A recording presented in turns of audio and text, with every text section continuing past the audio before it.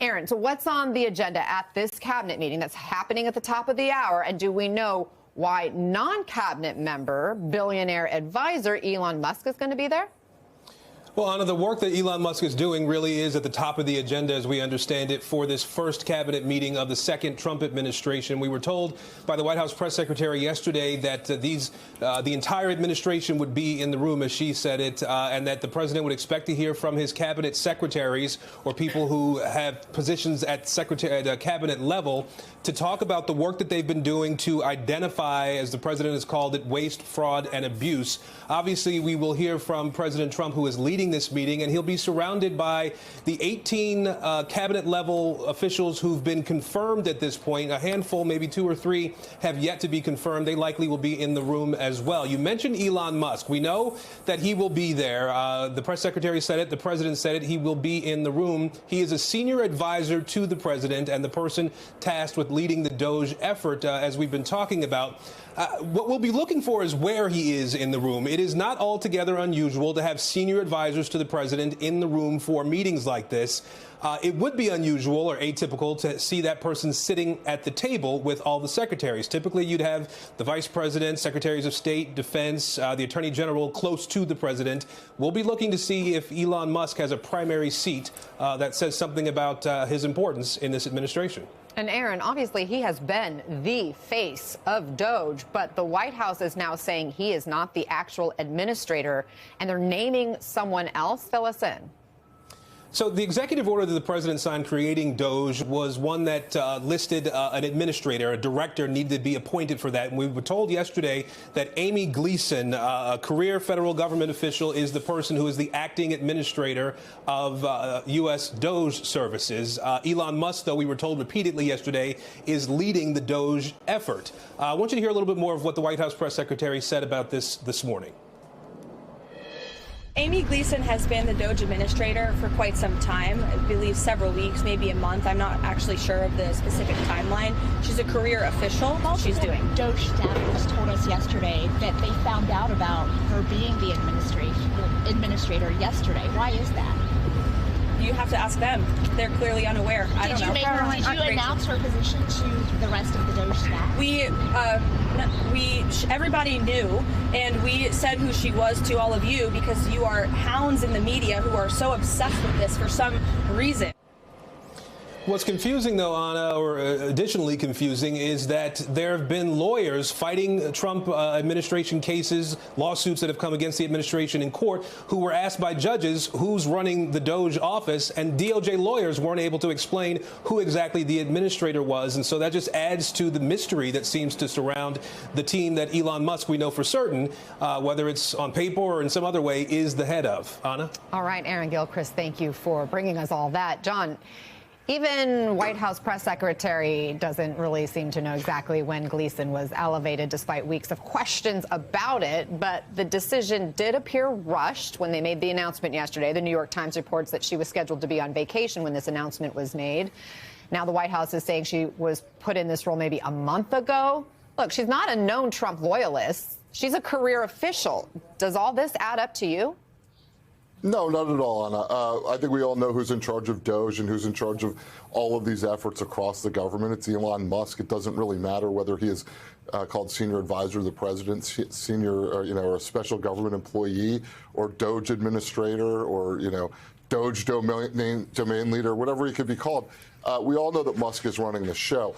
Amy Gleason, this career official, is something of a heat shield, I think, for the White House to be able to say, look, this isn't political. We've got a career official. It's ironic that they're saying these things because they seem to be so proud of the cuts the president is making, even as there has been significant political blowback in parts of the country.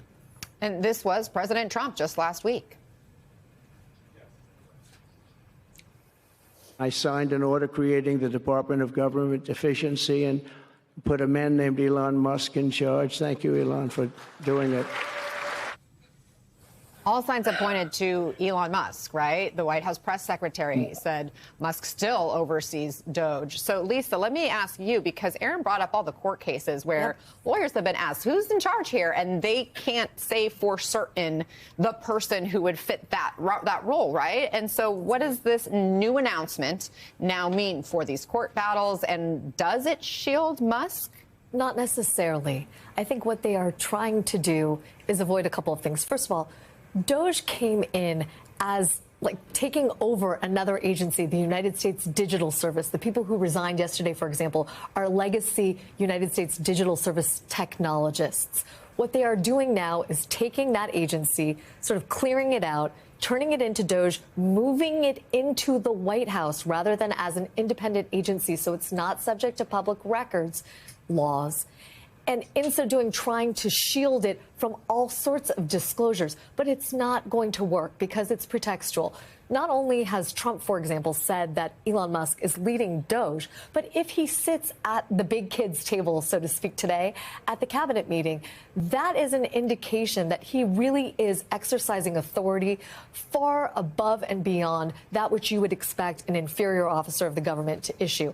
And that's where the court battles come into play, Anna, because not only is Doge's actions under court review, its very structure is perhaps unconstitutional. There are people who are challenging the way that Doge is constituted in the same way, ironically, that Trump challenged Jack Smith's Office of Special Counsel, saying that it was unconstitutional under the Constitution's Appointments Clause because Jack Smith had never been confirmed by the Senate. So, too, does Elon Musk lack that.